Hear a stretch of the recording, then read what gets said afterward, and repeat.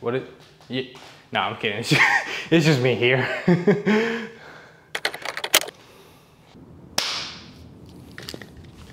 I'm trying to be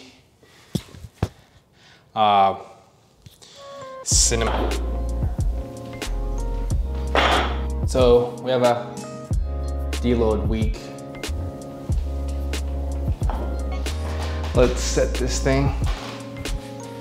All right, so I like doing things. I like working out. I like going on walks. I like studying. I like learning new things. I like reading.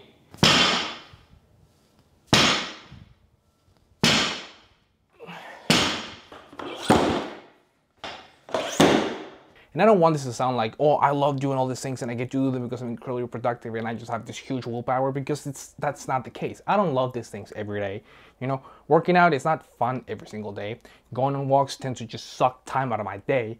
And learning new things can be exhausting, especially when you're trying to jam this like 1 or 2 hour blocks before and after work. Like, it gets to be very, very tiring.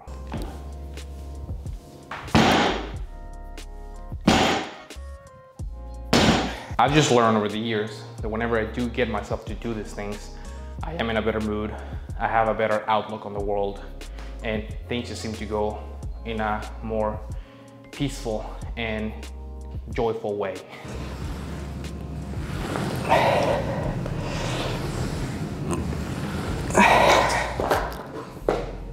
And the fact is that I still have bad days. You know, I wake up late, I miss my schedules, I get lazy, and yeah, sometimes I just get mad and I walk away from everything for a few days. That happens. But at the end of the day, I like doing shit. And this video is about one of the core principles that I adopted, and that has allowed me to, you know, stick to my schedules, get the things that I want to do done, and enjoy them and avoid burnout. Because the problem with being like this is that in the past, it has led to very unorganized pursuits, you know, that have turned into very frustrating outcomes. So we want to avoid that. So this video is about getting shit done while having like a regular job and other responsibilities. Oh. So periodization is customarily referred to as the process of scheduling intensities and progressions over an extended period of time to manage both training and performance for the sake of just being ready when it actually counts. Traditionally speaking, periodization is just a way to cut through all the crap and will yourself into doing the work that actually matters, which tends to be remedial and boring. Lower intensities, a lot of volume, feeling tired, feeling doubtful, these are all just parts of growth, because growth is really not a pretty thing. So by organizing these things into a schedule, we can understand our ups and downs in a better way and essentially will ourselves to get through all those tough times, because we know what deload is in the proximity. We know that we'll taper and we know that we'll eventually peak. So even though we feel weak today, we're not gonna be weak in 2 to 3 weeks after we take some rest. I have found this extremely helpful because it allows you to buckle down for a short period of time and just get to work, get through all those tough sessions, forget about how you feel today, and shoot for the long-term result. You know, work really hard, accomplish the goal, and then take a deserved break. And then as you start feeling hungry again, restart the next block. And there's also the times when you don't accomplish the goal, but then you get to look back on the plan that you had, evaluate what went wrong, fix it, and get to work on the next one. So for context, I spent years being plagued by these feelings of inadequacy in both work, my personal life, and the gym. And I try my hardest to drown these feelings with just a lot of work. I just overworked myself to exhaustion and essentially saw close to no results for years. So over the past few years, I've been working to acquire a cadence and understand my ups and downs and just get more organized with things. This allows me to do the thing that I like, which is just working really hard without burning out, without feeling like the world's gonna be over if I don't finish this one thing. And I had to do a few things. I had to change careers and get another job. And I've gotten to this point where like work and life balance is pretty good and I get to pursue these side projects, you know, one at a time. So when we look at ways to periodize our lives in order to accomplish whatever goal we have in mind, we sort of take the same principles that we do for athletic pursuits. We figure out where we at and where we want to get to, and then we craft a plan to get there in a reasonable time. You know, in sports, that time frame is dictated by competition or maybe the beginning of the season. In real life, it could be anything. It could be a test for a certification or maybe your annual review with your boss. It's really that simple. And when you actually manage to internalize where you are at the moment, which a lot of the times is the hardest part, you can actually understand the limitations to your current shape, you know, and you'll stop yourself from overworking or just doing stupid shit.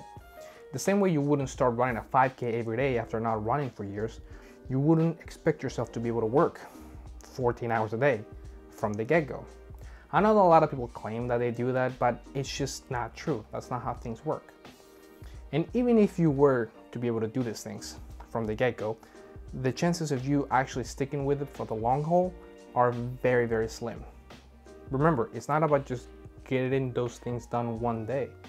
You have to show up the next day, and the next, and the next, and the next. Will you be able to do that every single day? Chances are you're not. And that's why we schedule things. And we do the work that actually counts, which, like I said, tends to be remedial and boring. And you get through that. You know, it's pointless to put in an 18-hour day if you're gonna be worthless the next day. Unless that for some reason you actually finished the thing that you were doing on that day and then you had some scheduled downtime after that. You know, that's a different story. What I've learned is that when you actually acknowledge that you're not where you want to be, you get to work more willingly. And if you manage to establish a healthy cadence, you know, maybe just slightly out of your comfort zone because that's still important, you will continue to improve essentially forever, or that's the end goal at least.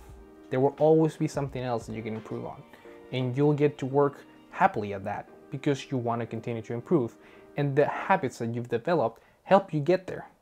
And it becomes like a vicious circle that you do things properly, so you accomplish the thing, and then you want to accomplish the next thing, so you keep doing things properly. You know, and this doesn't make things easier, like they still suck a lot of the time.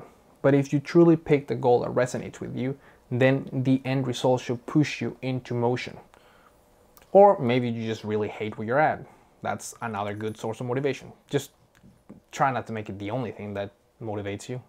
And that's the whole point behind periodization. More than just finding the one thing that you enjoy doing, it's about finding a way that you enjoy doing things and getting through the work that just needs to get done. And then moving on to the next thing, because there will always be the next thing that you want to do. It is important to draw wisdom from many different places. If we take it from only one place, it becomes rigid and stale. Understanding others, the other elements, and the other nations will help you become whole.